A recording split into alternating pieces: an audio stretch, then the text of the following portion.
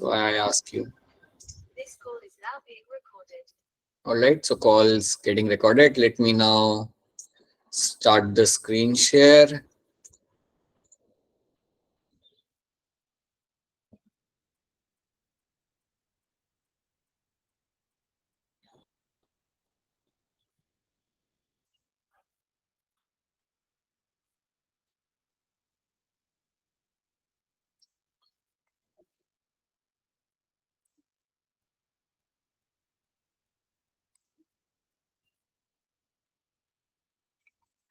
हाँ जी, क्या आपको यहाँ पे सबको स्लाइड दिख रही है? Yes, sir. ठीक है, तो ये सब हमने पिछले क्लास में कहा था। हमने कहा था यार लार्जेस्ट सेल मेरा ऑस्ट्रिच का होता है। वी हैव सीन कि स्मॉलेस्ट सेल आपका रहता है 0.3 माइक्रोमीटर का, that is a mycoplasma. So we have seen all those things in the last class. So पिछले क्लास में हम लोग ये सारी चीजें यहाँ पे हम लोग देख चुके हैं, राइट। हमने कुछ क्वेश्चंस यहाँ पे एक दो देख लेते हैं and then we have focus on this picture. और यहाँ पे जो भी कंटेंट है, जो भी लेबलिंग्स है, उनको हम यहाँ पे हम देखेंगे, उनको हम यहाँ पे हम समझेंगे। सो कल की क्लास में हमने यहाँ पे देखा था समथिंग लाइक माय मेसोसोम्स, जो आपका यहाँ पे हेल्प कर रहे हैं आपके। They are similar to your mitochondria. They help in cellular respiration, they help in your DNA replication, and they are also going to be helping in my septa formation या septal formation में वो आपकी करेंगे यहाँ पे मदद। So ये सब जानने के पहले, right? So these are the few things we have done. 52 icons. All right. Now let me tell you one thing over here कि ये septa formation होता क्या है। तो आपको बताना चाहूंगा कि जब बैक्टीरिया डिवाइड करता है ना, समझिए ये मेरा बैक्टीरिया है, समझिए मेरा बैक्टीरिया है, और ये डिसाइड करता है कि यार अब मुझे डिवाइड करना है। सो दिस इज माय बैक्टीरिया ने ये डिवाइड कर, ये सोचता है कि यार अब मुझे एक और बैक्टीरिया बनाना है। तो बेसिकली क्या होता है ना, बैक्टीरिया के अंदर यू विल फाइंड कि आपका बीच में सेप्टा बनता है। So will find this is a septa formation. So जब एक बैक्टीरिया डिवाइड करने लगता है, so there will be a formation of a septa, right. So this is called as over here as my septa formation. ये काफी जरूरी होता है ड्यूरिंग द बैक्टीरियल डिवीजन, तभी तो आपका बैक्टीरिया एक में से दो बनेंगे। तो ये करने के लिए आपका मेसोसोम आपकी एक सर्टेन लेवल तक आपकी करता है यहाँ पे मदद। सो मेसोसोम का एक यहाँ पे यही काम होता है, to help in the septa formation. तो यही चीज आपको यहाँ पे रखनी है याद। So that is the one thing you have to know over here, ठीक है। अब बैक्टीरिया के बारे में एक और चीज हम लोग यहाँ पे बात करेंगे कि आपके पास है यहाँ पे आपका डीएनए। मुझे बताइए डीएनए में से जब आपका आरएनए बनता है, एमआरएनए बनता है, उस प्रोसेस को हम लोग क्या बोलते हैं? Transcription. ट्रांसक्रिप्शन, बिल्कुल सही। You call him as a transcription. और जब आपके एमआरएनए में से आपका बनता है प्रोटीन, उसको हम क्या कहते हैं? ट्रांसलेशन, बिल्कुल सही बात है, ठीक है, राइट। तो देखिए आपके पास यहाँ पे है आपका DNA, you have a DNA over here, right.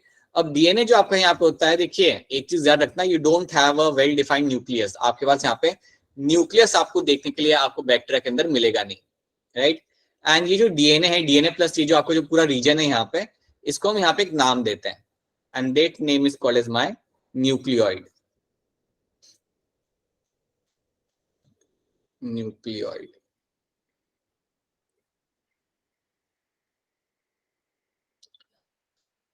So nucleoid is something you will get to see आपके बैक्टीरिया के अंदर।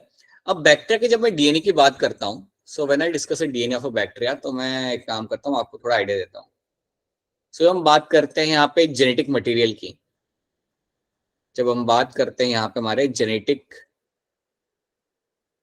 मटेरियल की, तो आप यहाँ पे एक चीज का ध्यान रखिए, जो जेनेटिक मटेरियल बैक्टीरिया के अंदर होता है, ये होता है आपका लाइक, जिसे हम इवन कहते हैं एज अ क्रोमोसोमल डीएनए। इसको हम इवन कहते हैं as a chromosomal DNA, right. जिसको हम इवन यहाँ पे like you can also called as a nucleoid. Nucleoid भी आप इसे कह सकते हो। अब ये जो क्रोमोसोमल डीएनए, ये जो न्यूक्लियोइड आपके सामने यहाँ पे जो है, याद रखना ये आपका होता है सर्कुलर। ये आपका सर्कुलर होता है and will be my double stranded. तो ये आपका सर्कुलर होगा and will be your double stranded. तो ये बात याद रखना कि आपका जो डीएनए होता है, जो जेनेटिक मटेरियल आपका बैक्टीरिया में है, ये आपका रहेगा circular and it will be double stranded. Double stranded. अगर इसके कंपेयर में अगर मैं ह्यूमन डीएनए की बात करूं, अगर आपने ह्यूमन डीएनए को अगर कभी देखा होगा पिक्चर के अंदर, मतलब टेक्स्ट बुक के अंदर, तो आप देखोगे वो स्पाइरल होता है। Yes, sir. ह्यूमन डीएनए कुछ इस तरीके से आपका स्पाइरली आपका लगा होता है, राइट। Sir. लीनियर होता है, सीधा होता है, सर्कुलर नहीं होता, और वो स्पाइरली कॉइल्ड आपका होता है डीएनए। और हाँ, ह्यूमन डीएनए जो होता है वो भी आपका डबल स्टैंडर्ड ही होता है, बट वो सर्कुलर नहीं होता, वो लीनियर होता है, सीधा सीधा होता है वो आपका। यहाँ पे you will have a circular DNA which will be double standard, तो ये बात रखना। तो ह्यूमन डीएनए जो आपका रहता है that is going to be linear,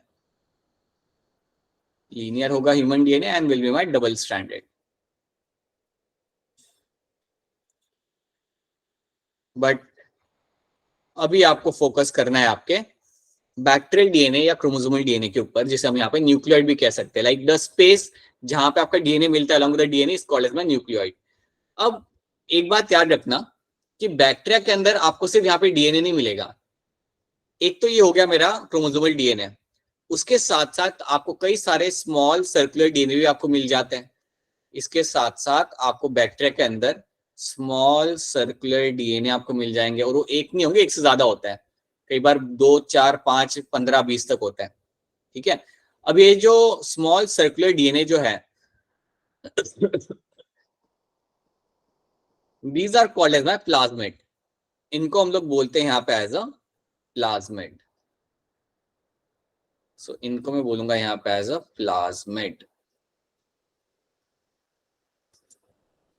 तो अगर आपके सामने कोई पूछे कि यार स्मॉल सर्कुलर डीएनए क्या होता है, so let me just try to tell you here कि आपका जो स्मॉल सर्कुलर डीएनए होता है, स्मॉल सर्कुलर डीएनए,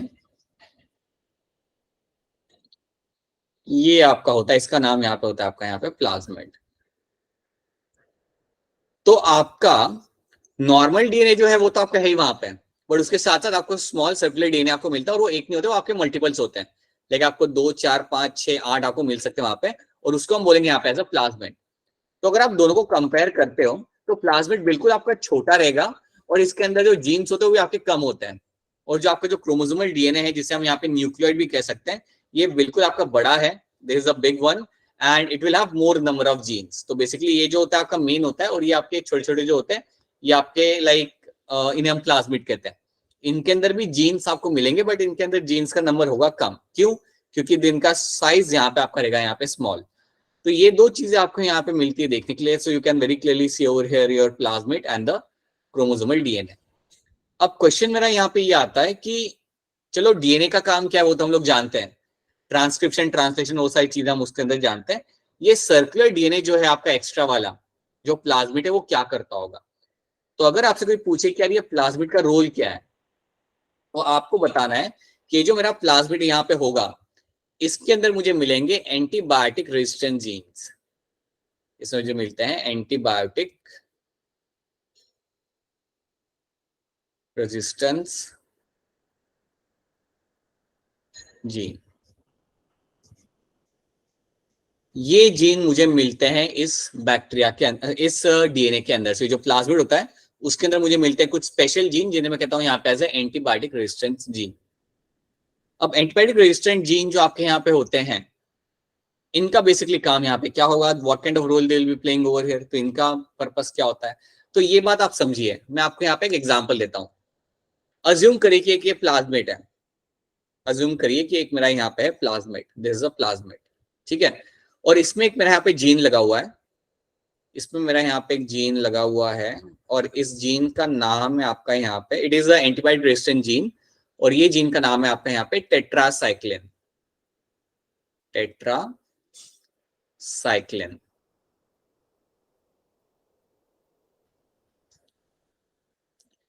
सो अज्यूम करते हैं कि आपके यहाँ पे एक जीन लगा हुआ और जीन का नाम आपका यहाँ पे टेट्रासाइक्लिन। अब टेट्रासाइक्लिन पता है क्या होता है? Tetracycline is basically antibiotic. Tetracycline जो आपका होता है ये आपका एक्चुअली में देखा जाए तो ये आपका एक एंटीबायोटिक सॉल्यूशन होता है। और याद रखना एंटीबायोटिक को यूज करके ही आप बैक्टीरिया को मार सकते हो, तो इट इज एंटीबायोटिक, ठीक है। अब देखो यहाँ पे होता क्या है, अज्यूम करते हैं कि मैं आपके हाथ में 7 8 बैक्टीरिया देता हूं, और उन बैक्टीरिया के अंदर टेट्रासाइक्लिन वाला जीन लगा हुआ है। उन बैक्टीरिया के अंदर प्लाज्मिड और प्लाज्मिड लगा हुआ है आपका टेट्रासाइक्लिन वाला जीन। तो इन बैक्टीरिया को या इन बैक्टीरिया के ऊपर अगर तुम टेट्रासाइक्लिन डालोगे, समझो एक तुम्हारे पास लेट्स से तुम्हारे पास टेस्टिकुलस, तुम्हारे पास ये बैक्टीरिया है, और अगर उन बैक्टीरिया के ऊपर अगर तुम ये एंटीबायोटिक डालोगे तो बैक्टीरिया की डेथ वहां पे नहीं होगी। बैक्टीरिया आराम से वहां पे सर्वाइव करेगा, ग्रो करेगा, डिवाइड करेगा, it won't die over there. तो जब आपके पास ऐसा कोई जीन होता है तो ये आपको हेल्प करता है एंटीबायोटिक सॉल्यूशन में सर्वाइव करने के लिए। It actually help you to survive in the antibiotic solution. तो इसलिए हम कहते हैं कि प्लाज्मिड के अंदर आपको मिलता है antibiotic resistant gene, right. So I just right resistance gene यहाँ पे करता हूँ, बिकॉज आपको कई सारे यहाँ पे आपको जीन मिल सकते हैं। एंड याद रखना आप लोग यहाँ पे कि ये जीन का काम क्या होता है। ये जीन बेसिकली हेल्प करते हैं बैक्टीरिया को सर्वाइव करने के लिए एंटीबायोटिक सॉल्यूशन के अंदर। तो ये बात आपको यहाँ पे याद रखनी है। तो काफी बार ऐसा होता है कि कई सारे बैक्टीरिया होते हैं जो एंटीबायोटिक डालने के बावजूद उनकी डेथ नहीं होती। क्यों नहीं होती? क्योंकि उनके पास उसके लिए जीन होता है।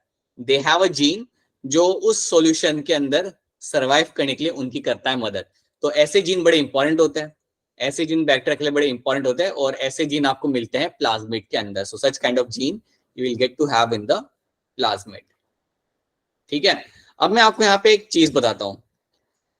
अगर आपके पास ऐसा बैक्टीरिया है, समझो आपके पास 100 बैक्टीरिया है जिनके अंदर लगा हुआ है टेट्रासाइक्लिन वाला जीन। अगर इन बैक्टीरिया के ऊपर मैं कोई दूसरा एंटीबायोटिक सॉल्यूशन डालूंगा तो क्या वो सर्वाइव कर पाएंगे या नहीं कर पाएंगे?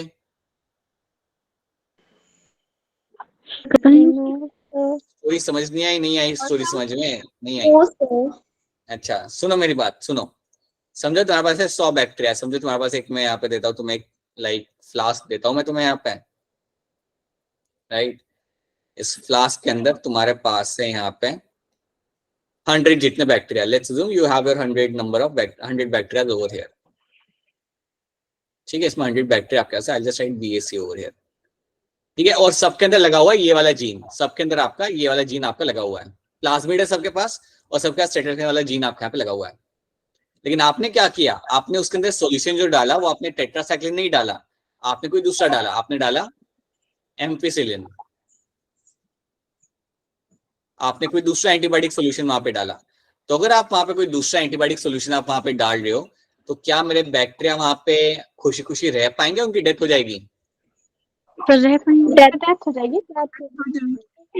हो जाएगी, मेरे बैक्टीरिया की डेथ हो जाएगी, क्योंकि बैक्टीरिया तो वहां पे लेके बैठा हुआ टेट्रासाइक्लिन वाला जीन, और तुमने डाल दिया इसके अंदर एम्फिसिलिन। तो जैसे तुम उसे डालोगे तो क्या होगा? बैक्टीरिया की वहां पे हो जाएगी डेथ। तो याद रखना, बैक्टीरिया के पास बिल्कुल प्लाज्मिड के ऊपर जीन लगे होते हैं, बट हर एक जीन लगा नहीं होता। मतलब कुछ जीन आपके होंगे जो बचाएंगे आपको एंटीबायोटिक से, इसलिए आपको कुछ नया एंटीबायोटिक डालना पड़ेगा उनको मारने के लिए।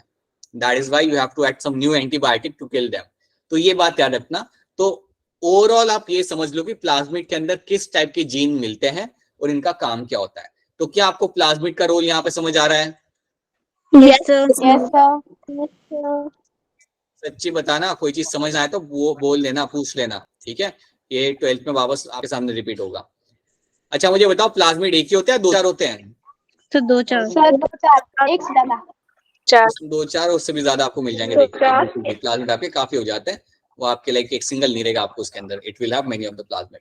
सो ये बात आपको रखनी है यहाँ पे याद। So you will have a small circular DNA called as a plasmid. You will have your chromosomal DNA, जो आपका मेन डीएनए वो तो आपका होता ही है, राइट, जिसको हम यहाँ पे न्यूक्लियर भी कहते हैं उसे डीएनए को। अब ये जो आपका जो क्रोमोसोमल डीएनए है ना आपके सामने, एक और चीज मैं आपको यहाँ पे बताना चाहूंगा। हमारा जो डीएनए होता है, हमारे डीएनए के अंदर लगे होते हैं प्रोटीन। हमारे डीएनए के अंदर लगे होते हैं आपके प्रोटीन्स, और इन प्रोटीन्स को हम लोग बोलते हैं यहाँ पे एज अ हिस्टोन प्रोटीन। ये आपको मिलेंगे ह्यूमन डीएनए के अंदर। सो ह्यूमन डीएनए के अंदर आपको मिलते हैं देखने के लिए आपके हिस्टोन प्रोटीन। अब इनका रोल होता है कि आपके डीएनए को एक सर्टेन स्ट्रक्चर देते हैं, राइट। अभी मैं आपको ज्यादा डिटेल में नहीं बताऊंगा, बट हिस्टोन प्रोटीन आपके डीएनए को एक सर्टेन स्ट्रक्चर या सर्टेन शेप देते हैं। इतना आप यहाँ पे याद रख लेना कि हिस्टोन प्रोटीन आपके लगे होते हैं डीएनए के अंदर। आपका जो बैक्टीरिया का जो डीएनए होता है, यहाँ पे आपको हिस्टोन प्रोटीन्स नहीं मिलेंगे, यहाँ पे आपको कुछ और मिलेगा। तो यहाँ पे आपको मिलता है समथिंग नोन एज माय पॉलीअमाइन्स। यहाँ पे आपको मिलेगा देखने के लिए समथिंग लाइक योर पॉलीअमाइंस। सो पॉलीअमाइंस आपको मिलता है देखने के लिए आपके बैक्टीरियल डीएनए के अंदर। सो बैक्टीरियल डीएनए जो क्रोमोसोमल डीएनए आपका यहाँ पे है, एक्सक्यूज मी, उसके अंदर आपको पॉलीअमाइंस देखने के लिए मिलेंगे। उसके अंदर you will have the polyamines. So circular DNA will have the polyamines. Polyamines का काम सेम होता है, ये भी आपके डीएनए को एक सर्टेन शेप देते हैं। आपका डीएनए जो आपका यहाँ पे इसका जो सर्कुलर शेप है, ये शेप उसे मिलता है आपके पॉलीअमाइंस की मदद से। तो ये बात आप यहाँ पे याद रख लेना, that is one thing you have to know over here. तो क्या ये वाला पार्ट आपको यहाँ पे समझ आ रहा है? Is this part clear to all of you? Yes, sir. ठीक है, और कोई भी चीज समझना है तो प्लीज इंटरप्ट करके आप लोग यहाँ पे पूछ लीजिए। So that is one thing you have to know. तो हमने यहाँ पे हमारा मिजोसोम्स देख लिया, हमने हमारा डीएनए देख लिया, हमने हमारा प्लाज्मिड देख लिया, राइट। अब यहाँ पे एक और चीज आपको बना के दिखाता हूँ मैं, and that is going to be one more thing coming from the plasma membrane. तो प्लाज्मा मेम्ब्रेन से एक और चीज आपके यहाँ पे बन के निकल सकती है, ठीक है। और ये जो एक और चीज आपके यहाँ पे बन के निकल रही है प्लाज्मा मेम्ब्रेन में से, इसको हम लोग बोलते हैं यहाँ पे एज अ क्रोमैटोफोर। सो इसको मैं यहाँ पे नीचे लेवल करता हूँ, इसको हम लोग बोलते हैं यहाँ पे एज अ क्रोमैटोफोर। ये भी टर्म आपने सुना होगा, हमने कहीं ना कहीं तो ये टर्म पढ़ाई होगा पिछले चैप्टर्स के अंदर, ठीक है। सो याद रखना क्रोमैटोफोर आपका बनता है आपके प्लाज्मा मेम्ब्रेन में से। So let me write it down over here. So you have something like your chromatophore,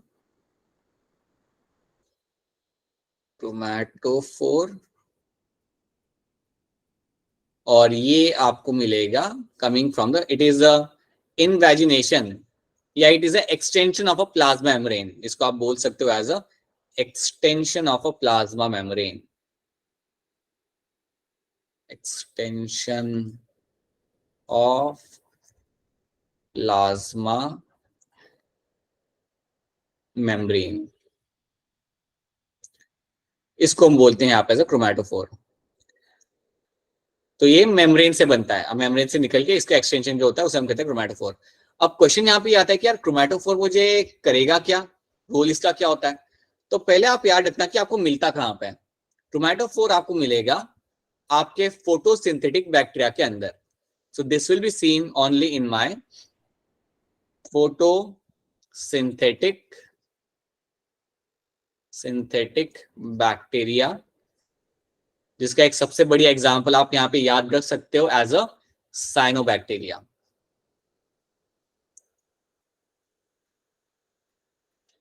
I hope आप लोग को साइनोबैक्टीरिया याद होगा, जिसको हम इवन बोलते थे एज, इसका कॉमन नेम क्या था? वेरी गुड, हाँ जी, right, it was also called as my blue green algae. बिल्कुल सही, बहुत बढ़िया, ठीक है। अब आपको यहाँ पे याद ही रखना है कि आपके पास यहाँ पे है साइनोबैक्टीरिया, और ये जो साइनोबैक्टीरिया आपके पास है इसके अंदर आपको क्रोमैटोफोर आपको मिल जाएगा। अब क्रोमैटोफोर जो आपको मिलता है साइनोबैक्टीरिया के अंदर, उसके अंदर क्या होता है? तो याद रखना क्रोमैटोफोर के अंदर आपको मिलेंगे आपके फोटोसिंथेटिक पिगमेंट। क्रोमैटोफोर के अंदर आपको मिलते हैं देखने के लिए आपके यहाँ पे, you will get to see number of photosynthetic pigment. कई सारे फोटोसिंथेटिक पिगमेंट्स आपको उसके अंदर दिख जाएंगे, और ये जो पिगमेंट्स आपके होते हैं ये बेसिकली हेल्प करते हैं आपके फोटोसिंथेसिस करने के लिए, राइट। मैं आपको यहाँ पे एक एग्जांपल दे सकता हूँ, like you will have bacterio chlorophyll, जो कॉमनली आपको मिलता है, बैक्टीरियो क्लोरोफिल।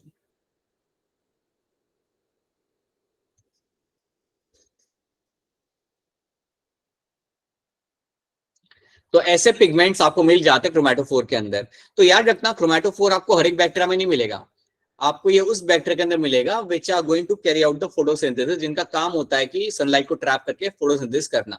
तो ऐसे पिगमेंट्स आपको यहाँ पे आपको देखने के लिए आपको मिल जाएंगे। तो ये भी टर्म याद रखना। तो अगर आपसे कोई पूछे कि मेम्ब्रेन के एक्सटेंशन से क्या क्या बनता है, ये क्वेश्चन आपको आ सकता है कि मेम्ब्रेन की एक्सटेंशन से आपका क्या क्या बनेगा, तो आप एक बोलेंगे क्रोमैटोफोर, और दूसरी चीज क्या थी जो हमने कल देखी थी?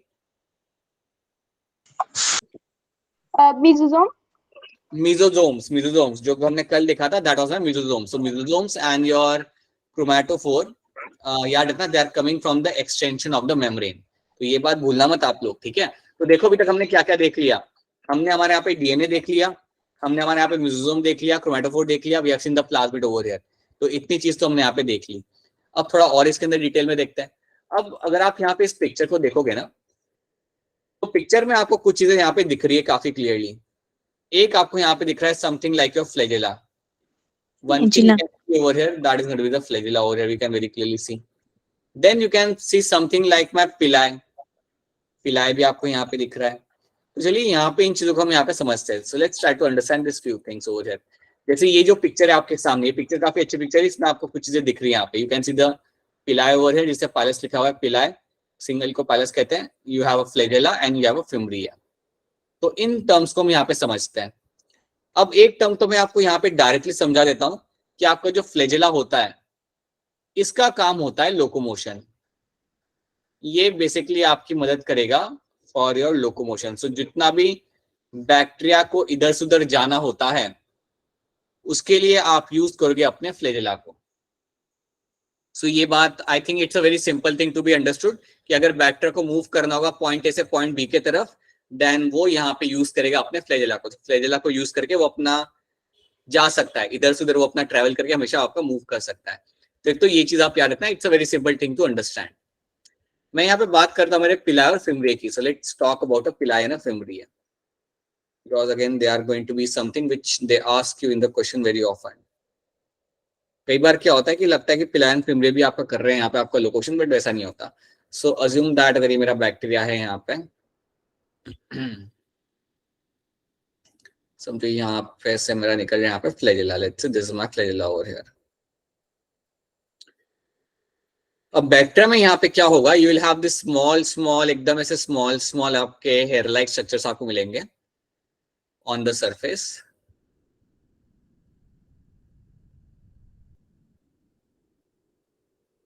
और ये जो हेयर लाइक स्ट्रक्चर्स आपको यहाँ पे सरफेस पे आपको दिख रहे हैं, these are called as my fimbria. इनको हम लोग बोलते हैं यहाँ से प्यार फिम्ब्रिया। अब कभी कोई आपसे पूछे कि यार ये फिम्ब्री का काम क्या होता है, तो आपने बताना है fimbriae actually helps in the attachment to the substratum. अगर आपका बैक्टीरिया है और बैक्टीरिया चाहता है कि उसे एक पत्थर पे जाके चिपकना है, समझो आपका बैक्टीरिया पानी में रह रहा है और वो चाहता है कि मुझे एक पत्थर को जाके पकड़ के रखना है, उस पत्थर पे उसे जाके चिपकना है, उसके जाके होल्ड करके रखना है, तो उसके लिए आपकी मदद करेगा आपके यहाँ पे फिम्ब्री है। सो फिम्ब्री बेसिकली हेल्प करता है फॉर अटैचमेंट with substratum।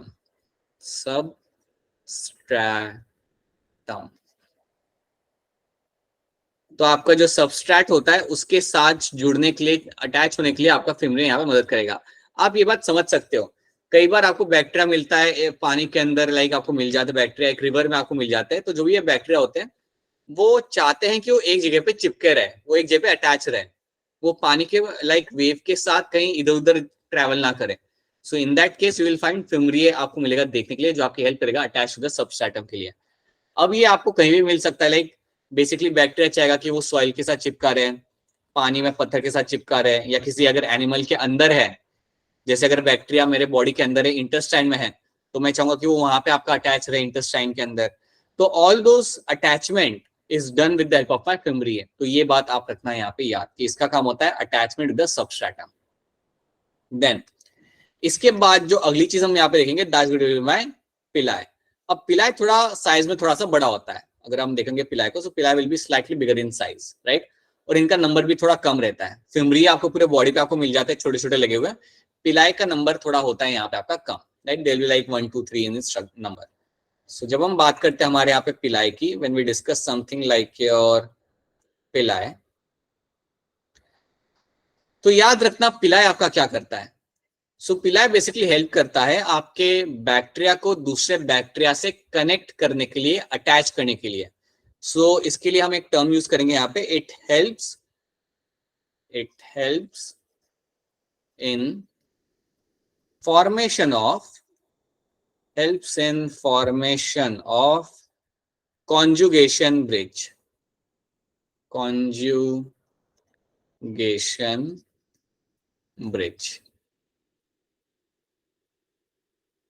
अब आप पूछोगे कि सर ये कॉन्जुगेशन ब्रिज यहाँ पे क्या है, तो इसको मैं शॉर्ट में यहाँ पे आपको समझाता हूँ। कॉन्जुगेशन ब्रिज मतलब पता है क्या होता है, आपके दो बैक्टीरिया है, आपके दो बैक्टीरिया, और कई बार क्या होता है कि आपके दो बैक्टीरिया एक दूसरे से यहाँ पे होते हैं अटैच। कई बार आपके दो बैक्टीरिया एक दूसरे के पास आके खड़े होते हैं, और खड़े होने के बाद वो एक दूसरे के साथ यहाँ पे हो जाएंगे अटैच, और वो अटैचमेंट फॉर्म करने के लिए you need to have a pili. वो अटैचमेंट बनाने के लिए यू नीड टू हैव पिलाई। तो जो अटैचमेंट आपका यहाँ पे हो रहा है ना, ये जो आपका अटैचमेंट आपका यहाँ पे हो रहा है, इस अटैचमेंट को हम बोलते हैं यहाँ पे एज अ कॉन्जुगेशन ब्रिज। इस अटैचमेंट को हम बोलेंगे यहाँ पे एज अ कॉन्जुगेशन ब्रिज। और एक बार ये आपका यहाँ पे बन गया, तो आप अपना फिर अपना यहाँ पे आप डीएनए अपना कंटेंट अपना एक्सचेंज कर सकते हो। तो ये कॉन्जुगेशन ब्रिज बनाने के लिए आपका पिलाई आपकी मदद करता है, तो ये बात याद रखना।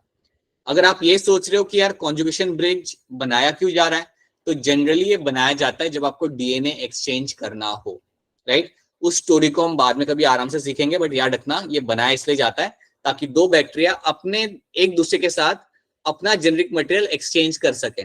तो थोड़ा डीएनए यहाँ से वहां पे जाएगा, येलो के पास से ग्रीन पे जाएगा, थोड़ा डीएनए ग्रीन के पास से मेरा येलो के पास आएगा। तो that is what you find happening over here. तो ये बात याद रखना, फिलहाल के लिए इतना याद रख लो, और ये बनाने के लिए आपका पिलाई यहाँ पे करेगा मदद। ठीक है, तो क्या ये सबको समझ आ रहा है? Yes Yes, sir. sir. ठीक है, Yes, sir. मैं पूछूंगा किसी को।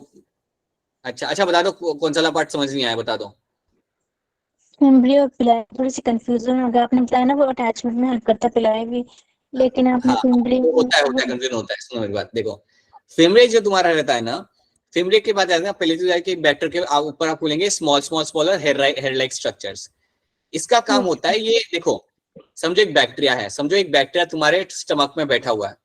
अब बैक्टीरिया चाहता है कि वो स्टमक के वॉल को पकड़ के रखे, क्योंकि जब तुम्हारा खाना पास हो रहा होता है तो वो उसके साथ बाहर नहीं निकलना चाहता, वो वॉल को पकड़ के रखना चाहता है। तो वो क्या यूज करेगा? फिमरी है। फिमरी की मदद से वो अपने आप को अटैच कराएगा सबस्ट्रेटम के साथ। सबस्ट्रेटम मतलब कोई भी जगह जहां पे आप अपने आप को चिपकाना चाहते हो। वो आपका स्टमक का वॉल हो गया, किसी का कहीं पे पड़ा हुआ पत्थर हो गया, कहीं पे ट्री का ट्रंक हो गया। अगर बैक्टीरिया चाहता है कि यार मुझे यहाँ पे चिपक के रहना है, मुझे कहीं जाना नहीं है, तो वो यूज करेगा मेरे यहाँ पे फिमरी है। फिमरी की मदद से वो उस एरिया को पकड़ के रख सकता है। लेकिन जब हम पिलाई की बात करते हैं ना, तो पिलाई क्या करता है, बेसिकली आपके जो दो बैक्टीरिया होते हैं, दो बैक्टीरिया आपके साथ में आएंगे, राइट।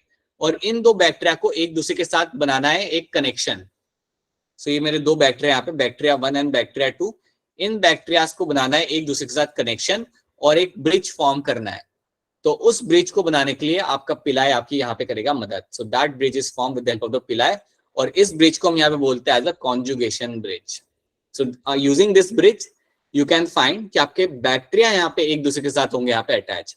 देखो पिलाई की मदद से बैक्टीरिया जमीन पे चिपकेगा नहीं, या बॉडी के अंदर चिपकेगा नहीं, या किसी पत्थर पे पानी के अंदर चिपकेगा नहीं। इसको यूज करके आप बनाओगे एक अटैचमेंट, एक कनेक्शन दूसरे बैक्टीरिया के साथ। सो दैट इज व्हाट पिलाई इज नोन फॉर। अब बता दो क्या सबको यहाँ पे समझ आ रहा है? Everyone, Kritika, Yes, Vanshika, Yes, sir. Right, Yes, sir. और मेरे बाकी सारे जितने भी बच्चे हैं, आई होप सबको यहाँ पे ये चीज समझ आ रही है। ठीक है, तो ये बात आपको रखनी है यहाँ पे याद। So these are the few things you have to remember over here. ठीक है नाउ, तो यहाँ पे मेरा हो गया फिमरी और पिलाई की स्टोरी खत्म, और ये याद रखना। सो ये बेसिकली देखो एक और बात याद रखना, इनको हम तैरने के लिए यूज नहीं कर रहे हैं, इसको हम लोकोमोशन के लिए यूज नहीं कर रहे हैं। तो कभी अगर क्वेश्चन आ गया ना कि यार क्या फिमरा यूज किया जाता है लोकोमोशन के लिए, सो आंसर इज नो। इसको हम लोकोमोशन के लिए यूज नहीं करते, इनका काम बिल्कुल अलग है। लोकोमोशन के लिए भगवान ने बैक्टीरिया को एक चीज देख रखी है, दैट इज अ फ्लैजेला। हाँ जी, उसके पास यहाँ पे आपका फ्लैजेला यहाँ पे है, and using that it can travel। ठीक है, ऑल राइट। तो यहां तक हमने ये चीज देख चुके हैं, this is something we have seen right now. तो चलिए थोड़ा सा और आगे बढ़ते हैं, let's try to see few more things over here. इतनी चीज तो हमने यहाँ पे देख ली। सो प्लाज्मिड हमने देख लिया, हमारे यहाँ पे न्यूक्लियोइड हमने देख लिया, यहाँ पे मेसोसोम्स, पिलाई, फ्लैजेला, ये हमने यहाँ पे देख लिया। चलिए बात करते हैं हमारे राइबोसोम्स की। Let's talk about my ribosomes की करते हैं हम यहाँ पे बात। तो आपको राइबोसोम्स आपको मिल जाते हैं, you will get to see ribosomes in the bacteria। so ribosomes आपको बैक्टीरिया के अंदर देखने के लिए आपको मिल जाएंगे। अब राइबोसोम्स जो आपको बैक्टीरिया में मिलते हैं ना, देखिए राइबोसोम्स हमारे पास भी होते हैं, बैक्टीरिया के पास भी होते हैं, राइट। लेकिन जो बैक्टीरिया के पास जो राइबोसोम्स होते हैं उन्हें हम कहते हैं यहाँ पे as a 70S ribosomes. 70S ribosomes. ये S क्या होता है ये मैं आपको जब यूकैरियोट्स करा रहा हूँ राइबोसोम्स तब मैं आपको एक्सप्लेन कर दूंगा। अभी आप याद रख लो दैट जो राइबोसोम्स आपको मिलते हैं बैक्टीरिया के अंदर you call them as a 70S ribosomes. अब ये जो मेरा राइबोसोम होता है ना इसके 2 यूनिट होते हैं, बर्गर जैसा। बर्गर के भी 2 यूनिट होते हैं ना, बर्गर का एक ऊपर का पार्ट होता है, एक नीचे का पार्ट होता है, और फिर बीच में हम हमारा चीजें लगाते हैं फिर खाने के लिए। तो उसी तरीके से यहाँ पे भी आपको 2 यूनिट मिल जाएंगे, एक ऊपर का यूनिट होगा और एक नीचे का यूनिट होगा।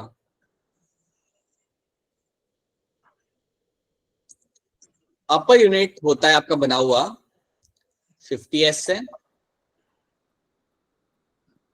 और दूसरा यूनिट आपका बना होता है यहाँ पे आपका 30S।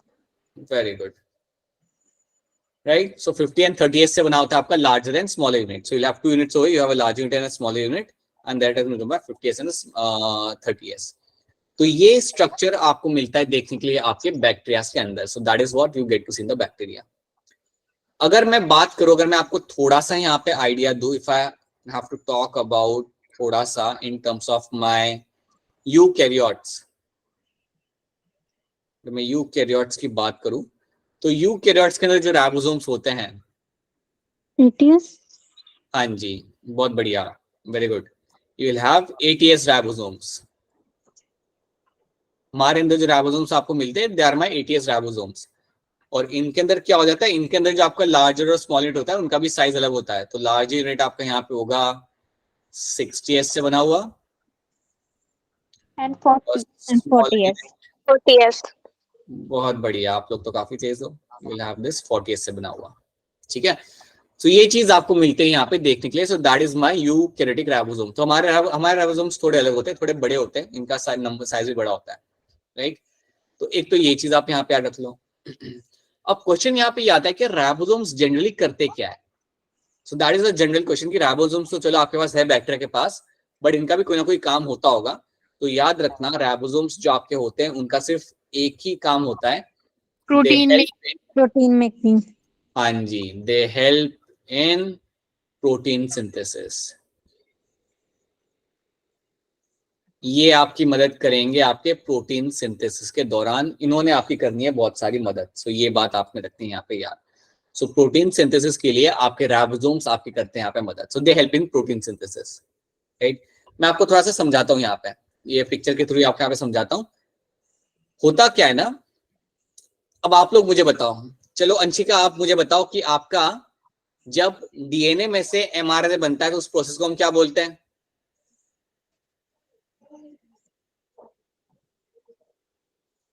चलो सलाम, आप ट्राई करो, आप बता दो क्या कहते हैं उसे। जब डीएनए से एमआरएनए बनता है उसे हम क्या बोलते हैं? ट्रांसलेशन। ट्रांसक्रिप्शन, ठीक है। और नहीं आ रहा तो कोई बात नहीं, ट्राई करो बस। सो विल फाइंड समथिंग लाइक जो आपका एमआरएनए यहाँ पे बनता है तो इसको हम बोलते हैं यहाँ पे as a transcription. That is something called as my transcription. This called as my transcription. और देखो यहाँ पे होता क्या है। ट्रांसक्रिप्शन बनने के बाद जो आपका एमआरएनए होता है, ये मेरा एमआरएनए, ठीक है। ये एमआरएनए जाके बैठ जाएगा मेरे लार्जर और स्मॉलर यूनिट के बीच में। सो मेरा जो लार्जर यूनिट यहाँ पे मेरा होगा और जो मेरा स्मॉलर यूनिट यहाँ पे होगा, इन दोनों के बीच में मेरा जाके बैठेगा मेरा यहाँ पे एमआरएनए। सो इन दोनों के बीच में मेरा जाके बैठता है यहाँ पे मेरा एमआरएनए। और उसके बाद क्या होता है, हम इस एमआरएनए को देख के प्रोटीन बनाना चालू करते हैं।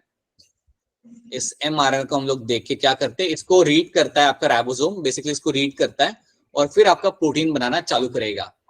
तो याद रखना प्रोटीन बनाने के लिए होगा क्या कि आपके राइबोसोम जो आपके यहाँ पे है उनके बीच में आके बैठेगा आपका एमआरएनए, एंड देन उसके बाद आपका ट्रांसलेशन होगा, एंड देन उसके बाद आपका यहाँ पे होगा ट्रांसलेशन।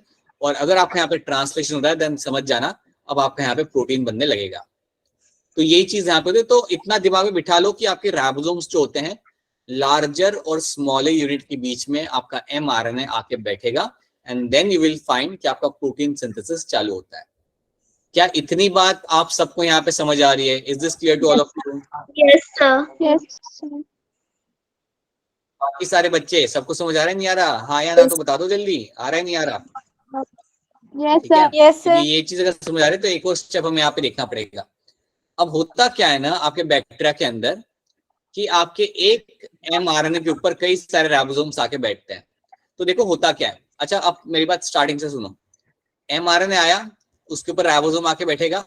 अब क्या होगा, आपका प्रोटीन सिंथेसिस यहाँ पे चालू होगा, तो आपका यहाँ पे प्रोटीन ऐसे बनने लगेगा। यू विल फाइंड प्रोटीन की चेन आपकी बनने लगती है। तो ये जो चेन आपकी बन रही है यहाँ पे कैसे बनती है, क्या होता है, वो सब आप 12th में देखोगे। बट अभी क्या हो रहा है, आपके यहाँ पे प्रोटीन बन रहा है। सो you will find your protein is formed over here. Protein आपका यहाँ पे बन रहा है, ठीक है। अब देखो यहाँ पे होता क्या है।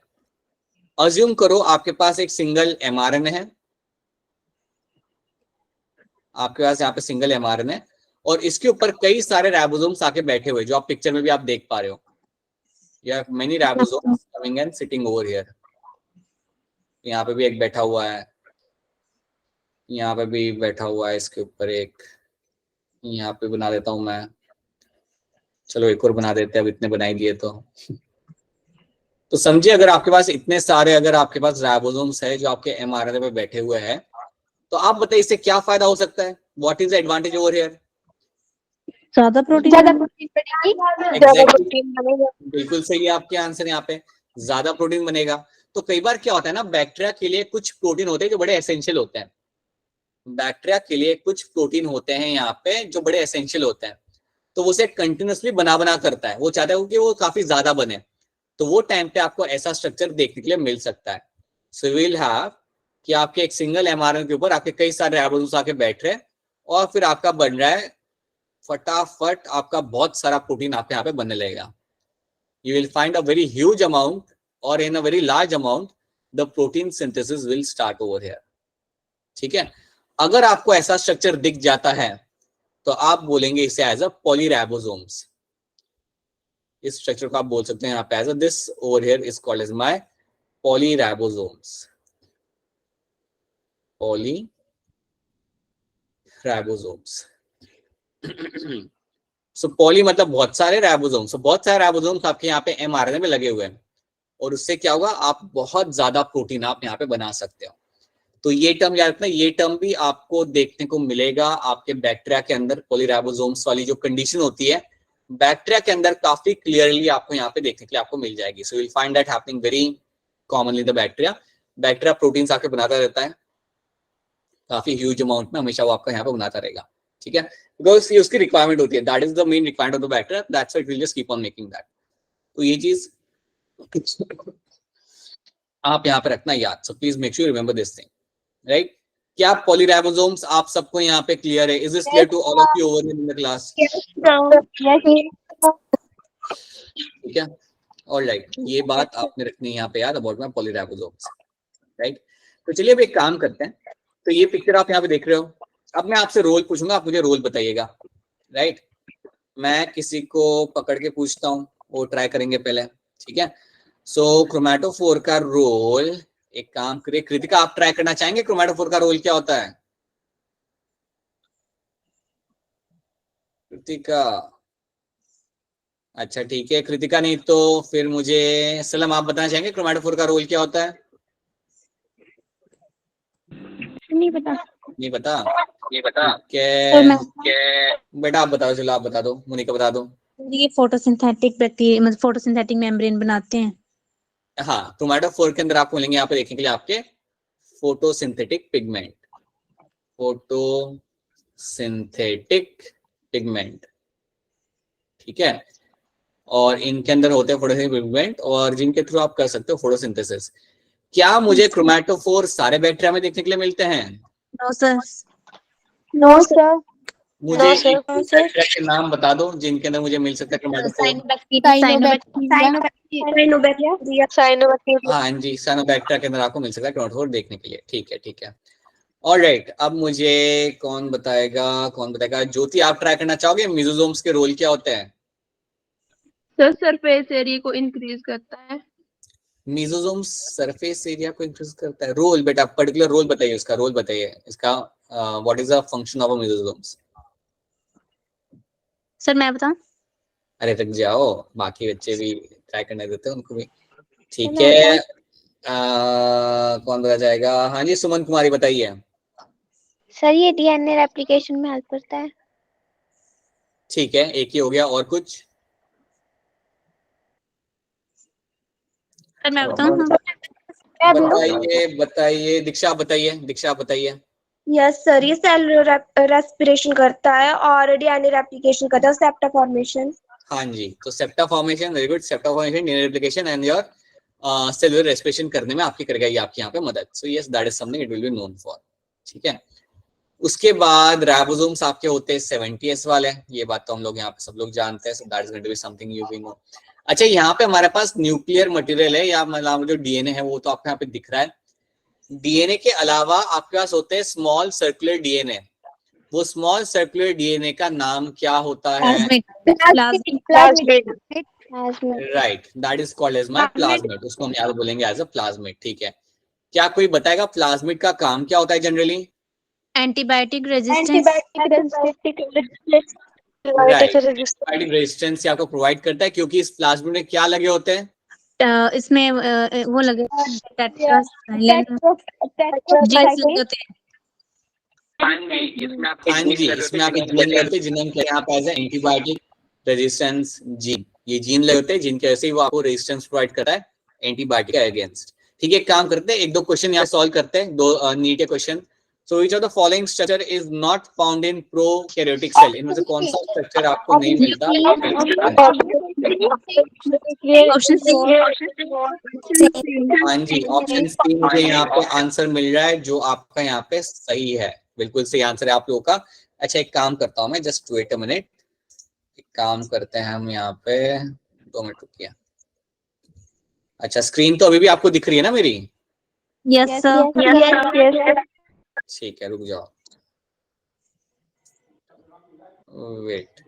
अभी मैं आपका पोल लॉन्च करता हूँ, फिर उसके बाद आपको क्वेश्चन दिखाता हूँ मैं यहाँ पे आपको, जस्ट एक सेकंड रुक जाओ। तो आप पोल पे आंसर करिएगा, जो क्वेश्चन नंबर 2 होगा मेरा यहाँ पे।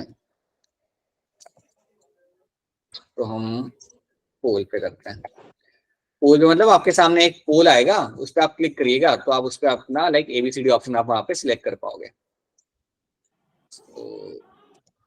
ठीक है सर, एक ये हो गया क्वेश्चन नंबर 1 का।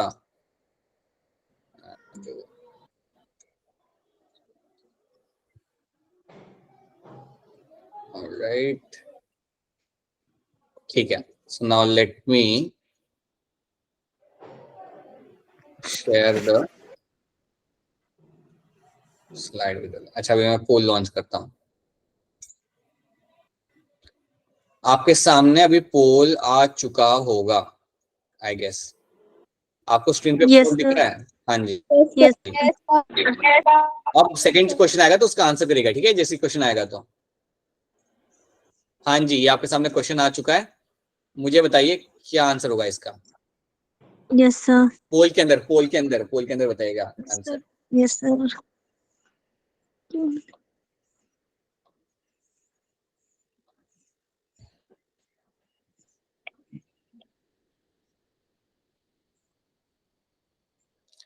हाँ जी, कर दिया सबने आंसर?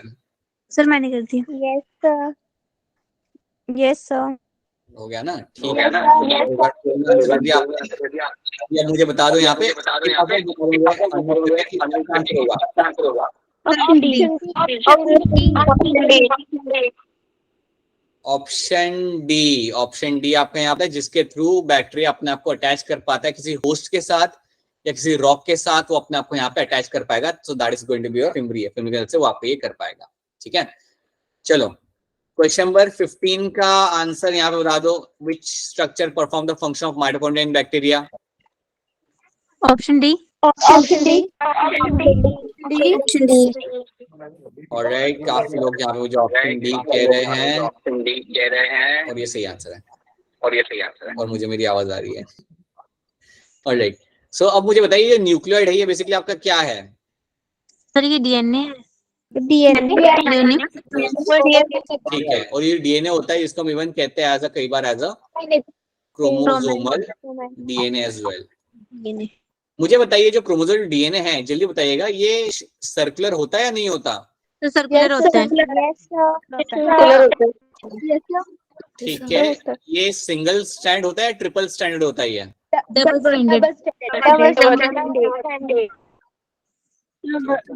डबल स्टैंडर्ड आपका ये रहेगा। अब मुझे बताओ, अब मुझे ध्यान से याद करके मुझे आप लोग बताओ, ये डीएनए के अंदर आपका एक सर्टेन जो शेप होता है इस डीएनए का, या जो शेप या इसका जो एक पर्टिकुलर स्ट्रक्चर जो होता है, वो आपका रखने के लिए हम यहाँ पे क्या यूज करते हैं? पोलियमाइंस। वेरी गुड, आप लोग तो याद है आप लोग को। Yes, that is going to be your polyamines. Polyamines की मदद से मैंने इनके स्ट्रक्चर को यहाँ पे रखना है स्टेबल, और सही तरीके से मुझे उनको यहाँ पे मैं मेंटेन करूंगा। राइट, चलिए एक और क्वेश्चन देखते हैं फिर। The motile bacteria are able to move, जो बैक्टीरिया मेरा मूव कर सकता है इधर से उधर।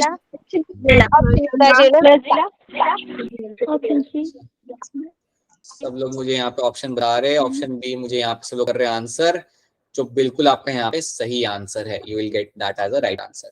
ठीक है, अब मुझे आप बताइएगा, मुझे बताइए इन चारों में से कौन सा स्ट्रक्चर है जिसे यूज करके बैक्टीरिया दूसरे बैक्टीरिया से कनेक्ट कर पाता है? ठीक है, अब मुझे बताओ, वो जो ब्रिज बनाता है, इसको यूज करके उस ब्रिज को हम क्या बोलते हैं? Conjugation bridge. बहुत बढ़िया, राइट, मतलब कॉन्जुगेशन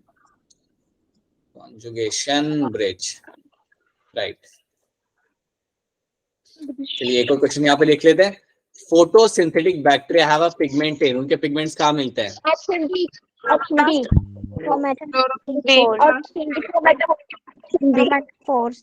कोई तो भी क्लोरोप्लास्ट बोला। नहीं बेटा, नहीं, ऑप्शन डी नहीं आएगा, ऑप्शन बी आएगा। ठीक है, ऑप्शन बी आएगा, क्रोमैटोफोर्स। बैक्टीरिया के अंदर आपके क्लोरोप्लास्ट नहीं मिलता वो कभी, you will have the chromatophores. Chromatophores जो होते हैं उसके अंदर ही आपके दिखते हैं, आपको यहाँ पे आपके फोटोसिंथेटिक पिगमेंट आपको देखने के लिए आपको मिल जाएंगे। राइट, तो ऐसे क्वेश्चंस आपके यहाँ पे आते हैं। These are kind of question they are going to ask you. Right, so bacteria के ऊपर अगर क्वेश्चन बन के आता है, स्टेटमेंट वाला क्वेश्चन भी कई बार आता है, बट जनरली जो क्वेश्चन आपके बन के आ रहे हैं, जो देखे गए, वो ऐसे आपके क्वेश्चन बन के आते हैं, जो बहुत स्ट्रेट फॉरवर्ड होते हैं और बड़े सिंपल से होते हैं। अब क्लास को खत्म करने के पहले मैं आपको एक चीज यहाँ पे बताना चाहूंगा कि याद रखना, बैक्टीरिया के अंदर आपको कभी भी कोई मेम्ब्रेन बाउंड ऑर्गेनेल नहीं मिलेगा। इसका मतलब यहाँ पे ये होता है कि बैक्टीरिया के अंदर mitochondria, vacuoles, chloroplast, endoplasmic reticulum, Golgi apparatus, ये सब चीजें आपको देखने के लिए नहीं मिलती। You don't have any kind of membrane bound organelles in the bacteria, तो ये बात भूलना मत। ठीक है, ये मैं आपको ज्यादा डिटेल में मेंशन, मतलब ये बस आपको ऐसी जो बता रहा हूँ उसको याद रखना। I am not writing somewhere, but याद रखना, मेम्ब्रेन बाउंड ऑर्गेनेल्स आपको बैक्टीरिया में आपको कभी भी देखने के लिए आपको नहीं मिलेंगे। You will never find them in the bacteria. तो ये एक चीज आप रखेंगे यहाँ पे याद। ठीक है, तो आज की क्लास में फटाफट देख लेते हैं, खत्म करने के लिए, हमने आज क्या क्या कवर किया। हमने हमारा डीएनए देख लिया, क्रोमोसोमल डीएनए हमने देख लिया, हमने हमारा प्लाज्मिड देख लिया।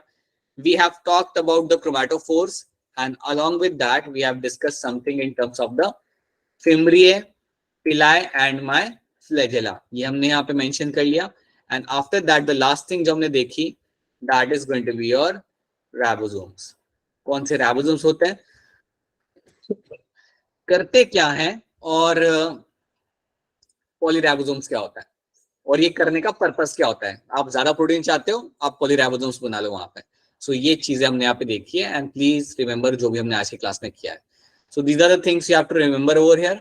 घर जाके एक बार एनसीईआरटी को थॉरली रेफर करिए, और जो भी हमने पढ़ा है उसको एक बार वहां पे जाके आप देख लीजिए, ताकि आपकी अंडरस्टैंडिंग और क्लियर हो जाएगी।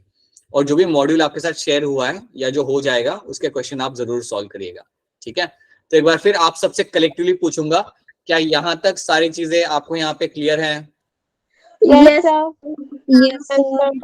ठीक है, एक बार घर जाके पढ़ना, और अगर कोई चीज अगर आपको समझ नहीं आ रही या कोई चीज अगर आपको क्लियर नहीं होती, देन आप बिल्कुल रीच आउट करिए फिर उसके बाद, and then will make sure कि आपको क्लियर हो जाए।